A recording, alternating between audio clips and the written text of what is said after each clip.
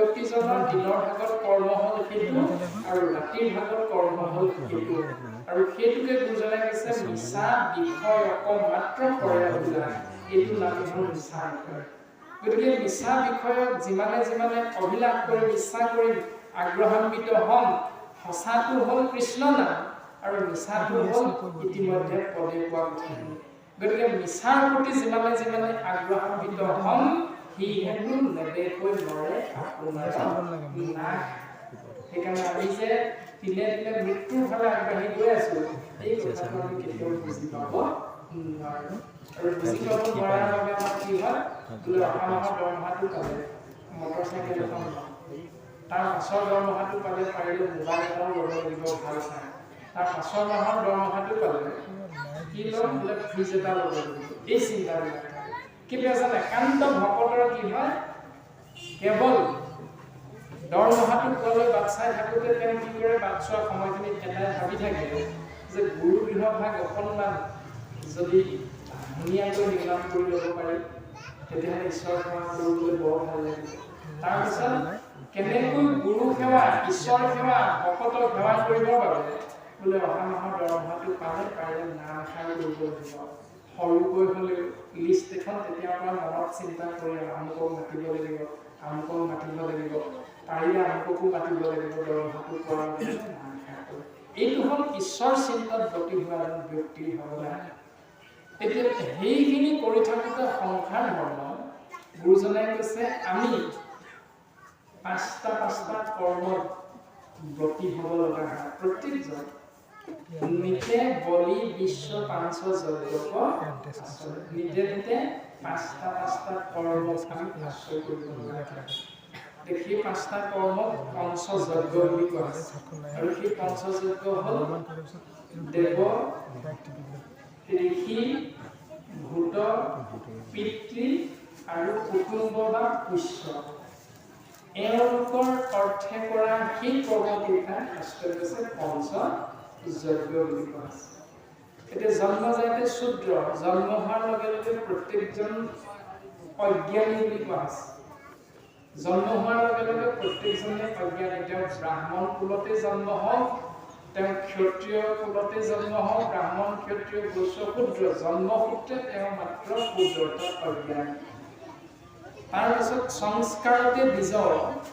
বেদ পাঠাত ভৱতে বিপ্ৰ ব্ৰহ্ম জনাতি স্বব্ৰহ্ম শাস্ত্ৰই সুন্দৰ ভাৱনা এটা দেখুৱাই দিছে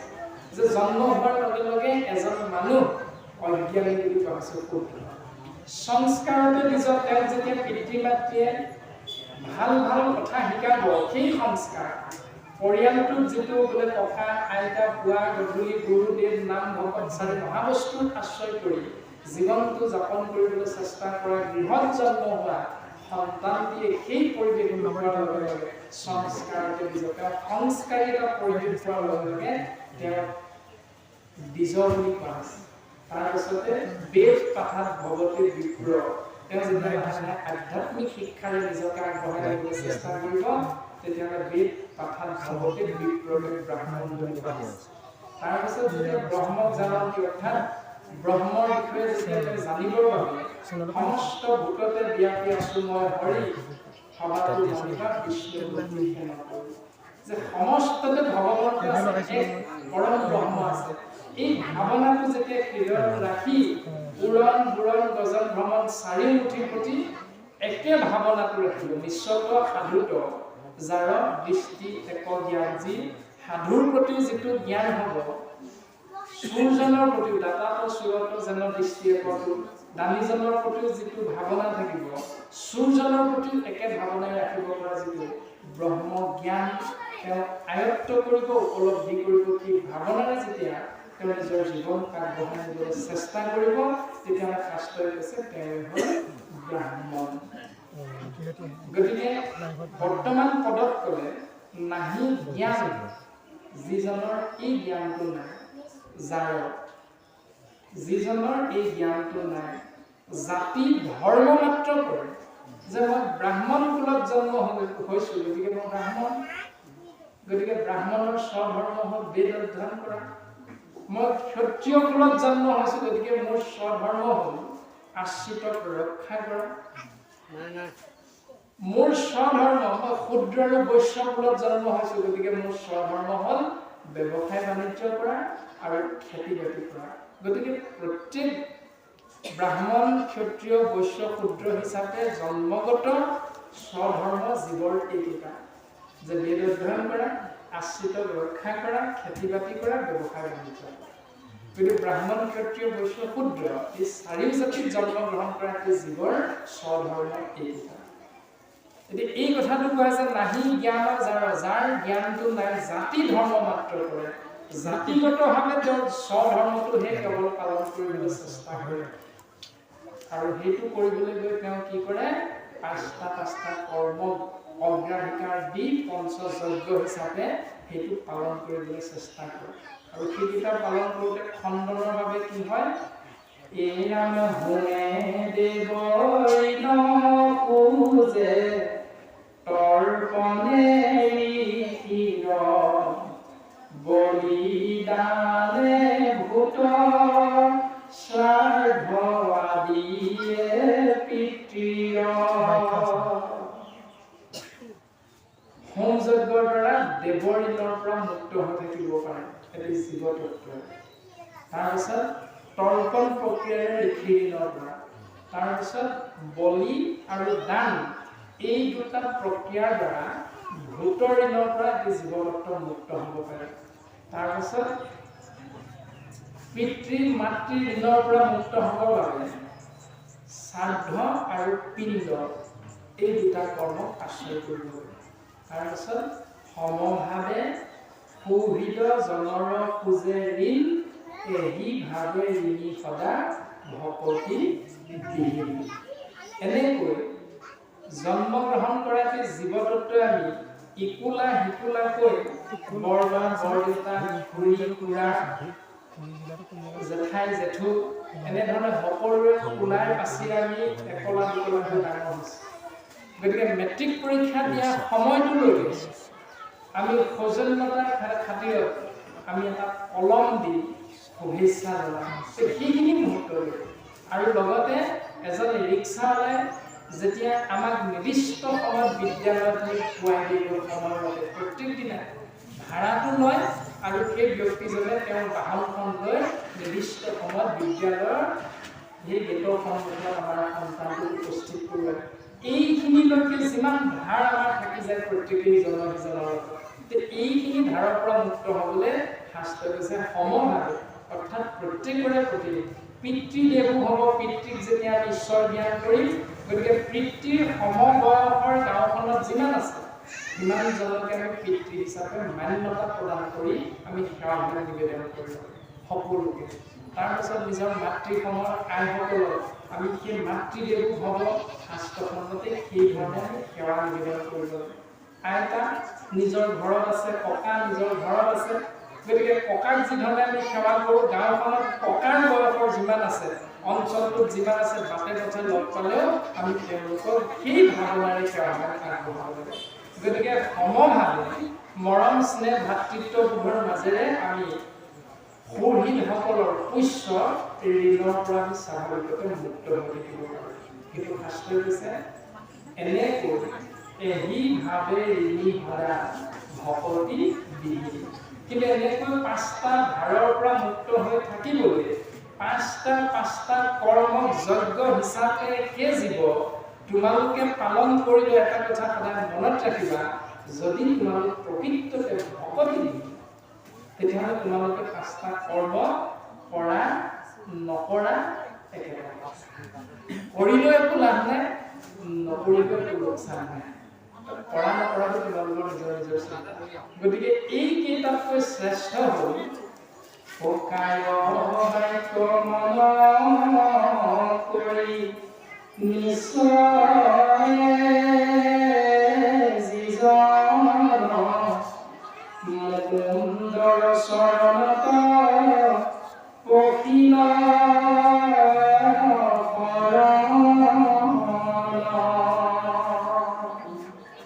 কায় বাক্য মনৰ দ্বাৰা মুকুন্দৰ চৰণত যিজনে আমি শৰণ কৰোঁ মুকুন্দ মু মানে মুক্তি কুণ্ড মানে গান ভগৱন্তক কৃষ্ণৰ অনন্ত কোটি নামৰ এক নাম হ'ল মুকুন্দ। কায়ৰ দ্বাৰা, বাক্যৰ দ্বাৰা, মনৰ দ্বাৰা আমি 9টা ধৰ্ম পালন কৰি যেতিয়া মুকুন্দৰ চৰণত আমি শৰণাপন্ন হ'ম, তেতিয়া তাৰৰ ঋণ পূজা হবে গৈল সমস্তৰ, নকৰিও ঋণী আৰু নহি সিটো নৰ। ওপৰত কৈ অহা 5টা ধাৰৰ পৰা মুক্ত হৈ থাকিবলৈ কৰা 5টা কৰ্ম পঞ্চযজ্ঞ আশ্ৰয় নকৰাকৈও কেৱল গুৰু সেৱা, ঈশ্বৰ সেৱাৰ মাধ্যমেৰে আমি এই 5টা ব্যৱস্থাৰ পৰা সুন্দৰভাৱে মুক্ত হৈ থাকিব পাৰোঁ। এই ব্যৱস্থাটো গুৰুজনাই সুন্দৰভাৱে বুজায়। কোনটো পালন কৰিম সেইটো নিৰ্ভৰ কৰিব আপোনাৰ নিজৰ চিন্তাৰ ওপৰত। এই কথাটো গুৰুজনাই বৰ্তমান পদবন্ধে প্ৰকাশ কৰিছে। আৰু ভকতগুৰুৱে পৰীক্ষিতক উপদেশ দিলে, এৰামে হেন জানি যাৰ ইচ্ছা মুখ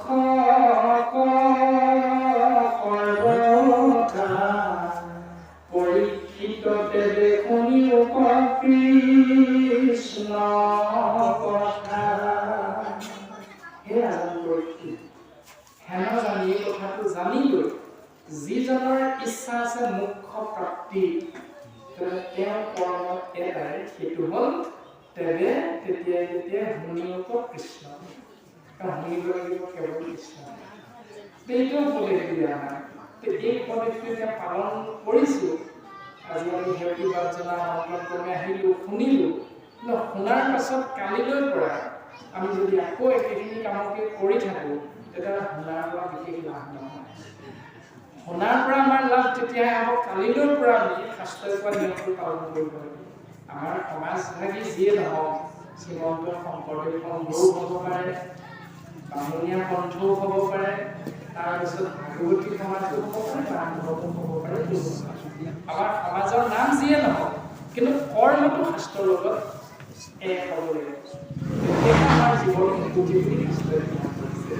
গতিকে আমি যি সমাজৰে নহওঁ,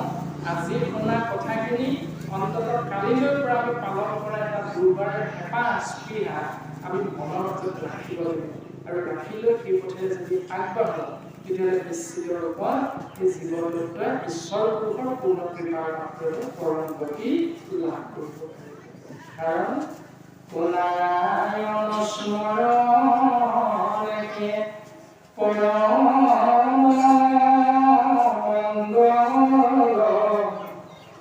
এহি মানে জীৱনৰ জন্মৰ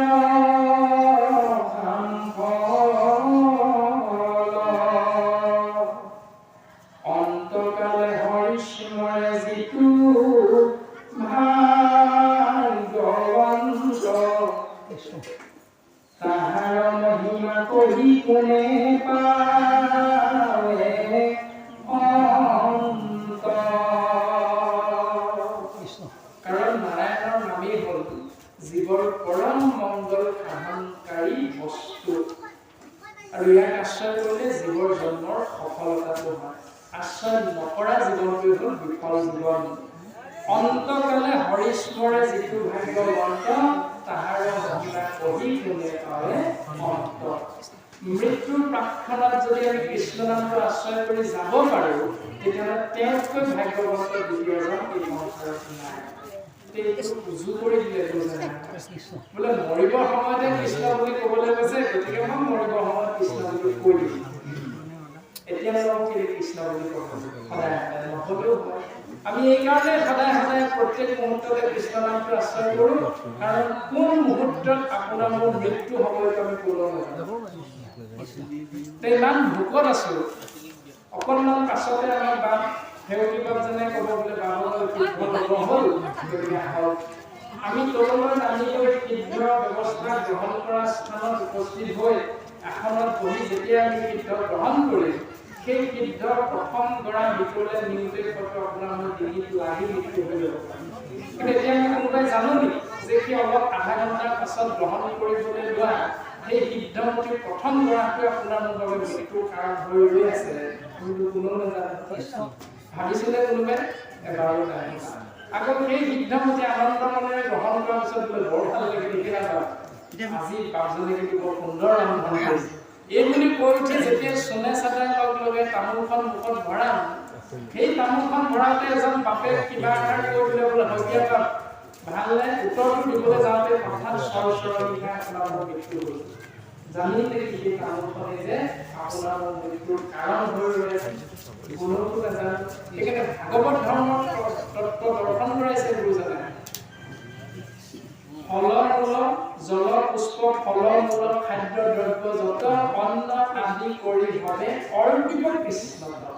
তেবে গৃহ ধৰ্মে হিংসা দুখে নপাৱয় কৃষ্ণে একনিষ্ঠ দিয়া মুকুতি হয় সেইকাৰণে তুমি পানী গিলাচ আগবঢ়াও কিয় বোলে কৃষ্ণ নাম লো তামোলৰ কথাটো আগবঢ়াই দিলে কৃষ্ণ নাম গ্ৰহণ এই কৃষ্ণ নামটোৱে সমস্ত জীৱৰ মংগল সাধন বুলি কোৱা হৈছে গতিকে গুৰুজনাই এনেধৰণে ভাগৱত ধৰ্মৰ প্ৰকাশ ঘটাইছে এয়া যিটো ব্ৰহ্মময় দেখৈ জগত নিখিল যত পাপ পুণ্য সমস্ততে নিৱৰ্তিত হৰিৰ কথা পতাৰতি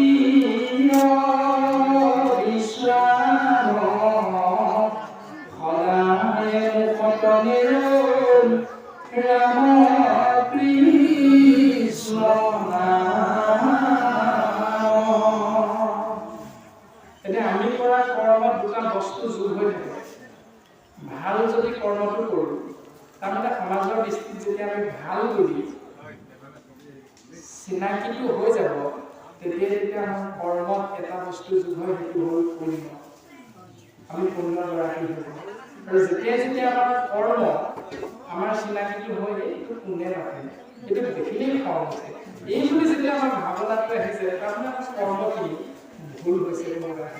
গতিকে ভুল বা বেয়া কৰ্মৰ বাবে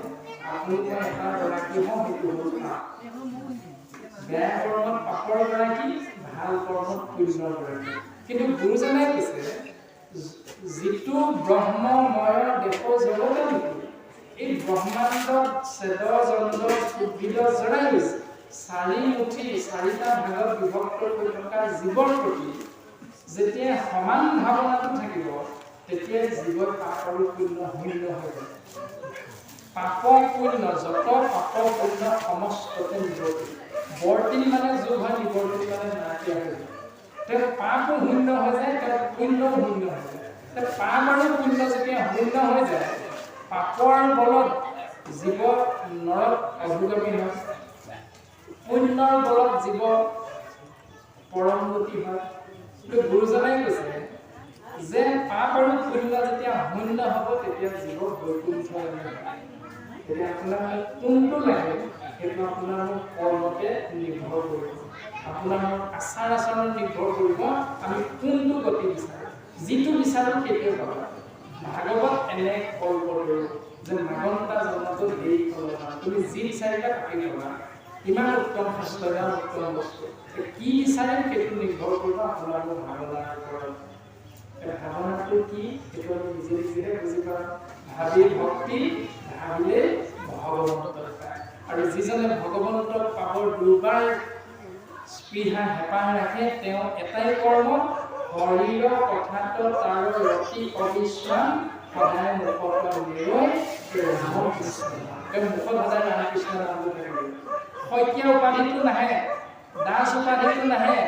বোলে দাস বাপজনৰ ঘৰলৈ গৈছিলোঁ বুলি নহয় কৃষ্ণ বাপজনৰ ঘৰলৈ গৈছিলোঁ কেৱল ৰাম কৃষ্ণ হৰি বিষ্ণুৰ নামেৰেহে তেওঁ প্ৰত্যেককে সেৱা নিবেদন কৰিবলৈ চেষ্টা কৰে গতিকে সেই ভাৱনাযুক্ত হৈ জীৱতত্বই ঈশ্বৰৰ কৃপা লাভ কৰিব পাৰে তাৰ বাকী শাস্ত্ৰ ইতিমধ্যে প্ৰকাশ ঘটাইছে আৰু আপোনাৰ সৰ্বজানতা গতিকে আমি সেৱাভাগী নিবেদন কৰিব বিচৰা হৈছে ইতিমধ্যে সময় ঘৰ 2 বাজিল যদিও আমাৰ ইচ্ছা আছিল 3-4 বজালৈকে থাকিবলৈ তথাপিতো হৰি এৰিলো জৰিয়ে তেনেকুৱা কিছু কথা থাকে গতিকে আমি সেৱাভাগ নিবেদন কৰা হৈছে ইয়াখনলৈ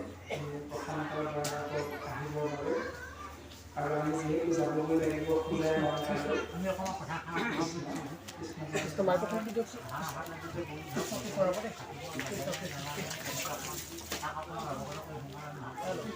কি কৈছে বা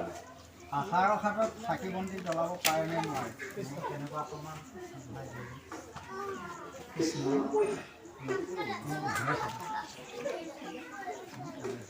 গুৰুজন বস্তু মাধৱ গুৰুজনাই শাস্ত্ৰসন্মতে অৰ্থাৎ নামঘোষা শাস্ত্ৰত এটা সিদ্ধান্ত দিছে, হেৰিটো দিনক ভাই দুদিন বলীয়া মানুহ মেঘাচন্ন নহয় দুদিন হৰি কথা অমৃতক কৰ্ণক আলাপৰহে যিটো দিন হয় যে সেইটো দিনেই জীৱনৰ বেয়া দিন, যিটো দিনত কৃষ্ণ নাম আশ্ৰয় কৰিবলৈ এজন ভকতৰ সংগ নাপায়, সেইটো আটাইতকৈ বেয়া দিন বুলি কৈছে। তাকেই যদি আলম লৈ আমি মেঘাচ্ছন্ন দিনটো বেয়া দিন বুলি ভাবোঁ, গাজি গুমৰি অহা গাজনি ঢেৰেকনি শিল বৰষুণ বতাহ ধুমুহাৰ দিনটো বেয়া দিন বুলি ভাবোঁ, কিন্তু গুৰুজনে কৈছে সেইটো দিন বেয়া দিন নহয়। সেইটোকৈ বেয়া দিন হ'ল ঈশ্বৰৰ কথা আশ্ৰয় কৰিবলৈ এজন ভকতৰ সংগ লাভ কৰিব নোৱাৰা সময়টো বেয়া দিন। এতিয়া তাকেই যদি আমি আশ্ৰয় কৰি আগবাঢ়িব বিচাৰোঁ, বাপে সুধিছে যে হাড়ৰ যেতিয়া হাত লাগে অম্বুবাচী হয় তেতিয়া সেইকেইদিন নামঘৰত বন্তি জ্বলাব লাগে নে নালাগে? বন্তি জ্বলোৱাটো অক্ষৰ বন্তি বুলি কোৱা হৈছে। অক্ষৰ বন্তি হ'ল নাম বস্তু। নাম বস্তু আমাৰ হৃদয়ৰ মাজত সদা সৰ্বদা প্ৰকাশ হৈ থাকে আৰু প্ৰকাশ হৈ থাকিব লাগিবই, সেইটো হ'ল অক্ষৰ বন্তি। আৰু বাহ্যিকত গুৰুজনে আমাক দেখাইছে গুৰু বন্তি। এয়া হ'ল বাহ্যিকত, আৰু এয়া হ'ল আধ্যাত্মিকত নাম বস্তু নাম বন্তি অক্ষয় পদ্ম মুখতে আৰু কৰ্ণহাতে